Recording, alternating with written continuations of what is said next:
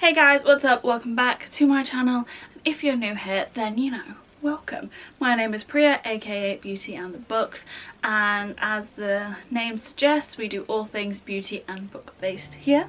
So if that sounds like a little bit of you, then you know what to do. Anyway, so welcome, and today's video is, I don't know if it's needed out there in the YouTube world, but I know that I needed to put it out there. So today we are doing a full series review of the Shadow and Bone series by Leigh Bardugo. I literally decided to film this video yesterday, and then the day before I gave the whole series to my friend to borrow. So I don't actually have the physical book here with me, but this is what they look like. So I don't have any of the books with me, which is a bit annoying, but it's alright, you don't really need to see them. I mean, and if you do, I'll just pop them up on the screen. But yeah, so because the Netflix adaptation series is coming out on the 23rd of April, I spent the whole of February like blasting through the series because I was like, I need to have read this before the series comes out. So if you want to know my thoughts on the entire trilogy of Shadow and Bone, then just keep on watching. Okay, we'll start off with a little bit of an overview and just giving you an idea of what these books are about. So as I mentioned, they are a trilogy. So you have 3 books, which is Shadow and Bone, Ruin and Rising, and Siege and Storm. And they are set in this world called the Grishaverse, and there are also other books within this world as well. I want to explain it kind of like a mix between like Harry Potter, a little bit of maybe the Hunger Games, and like a little bit of the Mortal Instruments, and a little bit of like Shatter Me. So it's kind of like a YA fantasy type vibe, as in there are this race of people in this world that is set, I think it's kind of based on like Imperial Russia, but I definitely know it's Russian based, and I love it. It's so refreshing to see a really strong and successful YA fantasy novel series that is not from like America or the UK. Like, we're just over that now. But yeah, so it was really cool to see it from like in a Russian inspired world. But yeah, so these people, you have the Grisha, which are the ones with like these powers, and they fit into 3 different categories, and within those 3 categories you've got different types of powers, and then you've got regular humans. So the Grisha, from kind of what you experience, they all live in this place called the Little Palace. Well, not all of them, but most of them. And it's kind of like a Mean Girls high school thing where they all learn to use their powers and train to be in the Second Army and stuff. And that's just a really cool vibe. Like, I really like that whole magical school type thing. It's a trilogy, it's YA fantasy, it's based in a world that's set like Russia, and I think that's all you really need to know.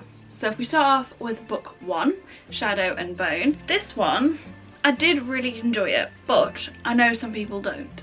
And I think that's going to be the same for this whole review, if I'm being honest. It sets the scene as you would expect, and the main protagonist is a girl called Alina Starkov, and is kind of your typical, oh, I'm this poor weak little girl and no one loves me and I'm just going about my time and I love my best friend and blah blah blah blah blah.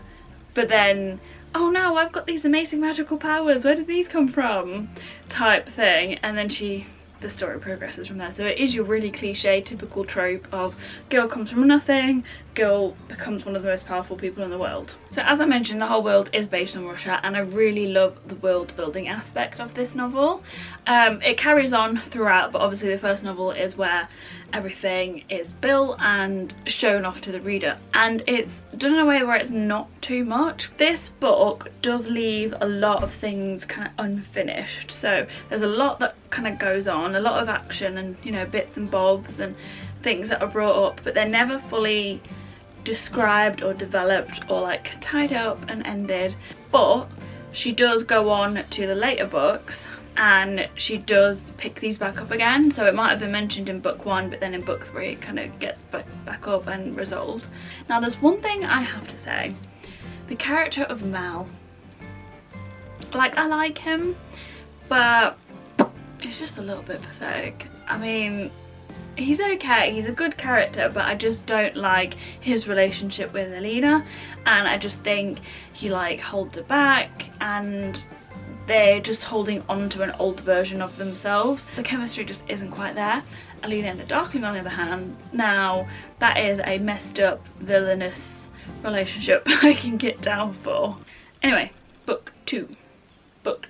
So book 2 is Siege and Storm. Now this one is less of the scene setting and more of let's jump straight in, and you're a little bit confused as to where the hell this is going to go, because the whole premise of the series is that they're on the search for some amplifiers. That's all I'm going to say.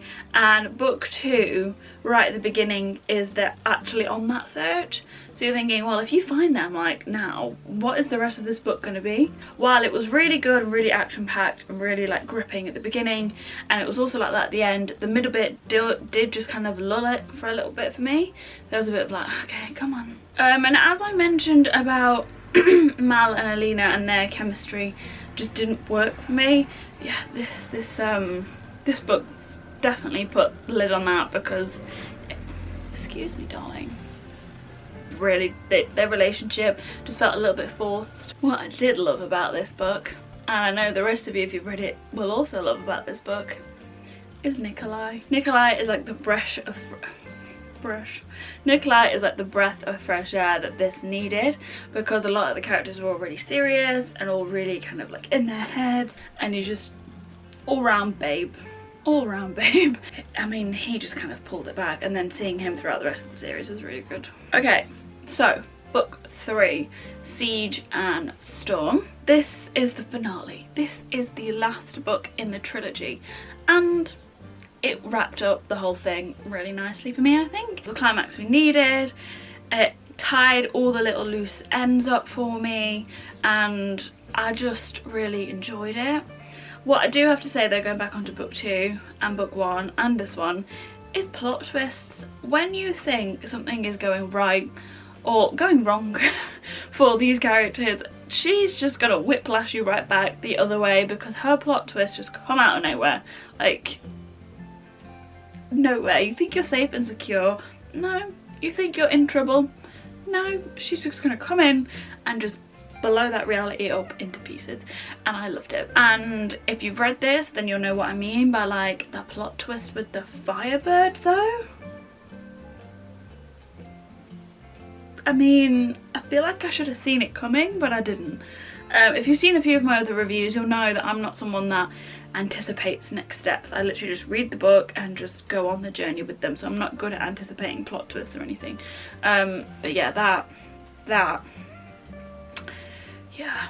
And like with any author, anyone that writes a series, like, you'll know, like this happened with the Red Queen series that I read, the writing got so much better as the trilogy progressed, so book 3 was probably the best written one. But again, that's just with any author, because you like grow and develop and you get edits and you like find your own voice a little bit more. So yeah, I just want to say, like, if you're thinking you're reading book 1 and you're like, oh, this is so simple, this is so superficial, what's going on, trust me, it gets better. I also like how she develops some of the characters, not Alina, because she doesn't develop, she's just a bit but the character of the Darkling is one of those villains that you feel pity for, but he's just a bit like misunderstood. Oh my god, Genya, she's fabulous. I love all of the Grisha, they're the best characters apart from Alina.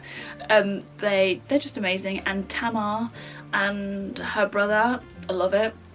I just love all of the Grisha, it's just so cool. I love this little merry pack of Grisha that just, you know, rally together in this little team, and it's just so cool. I really love that. Okay, so overall book 1 was very typical YA fantasy, surface level, loads of action, your star-crossed lovers, a lot happened, and as I mentioned, that not everything is fully addressed and tied up and resolved, or even come to any sort of resolution in that book, but it does get picked up later on. Book 2, on the other hand, jumps right into the action and it just basically hits the ground running, but it does lull a little bit in the middle for me, and then it picks right back up again at the end. And I mean, Nikolai, that's all.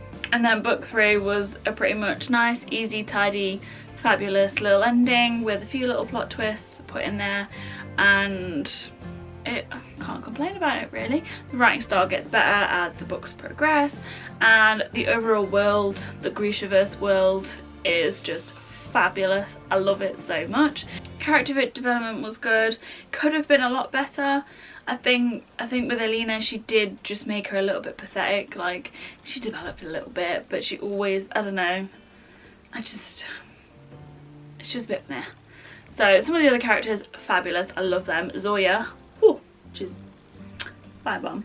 Yeah, so character development generally was pretty good, but missed out on a few of them. So yeah, that is it for today's review, guys. I will be doing a Six of Crows duology review as well, but that is it for today's video, guys. If you liked it, don't forget to like, comment, subscribe, all of the good stuff down below. Check out some of my other series reviews and have a good day. I'll see you in the next one. Bye. No, we'll do that again. Protected within, no. Okay. Shut the hairy open. The girl is a it's been a while since we've done one of these.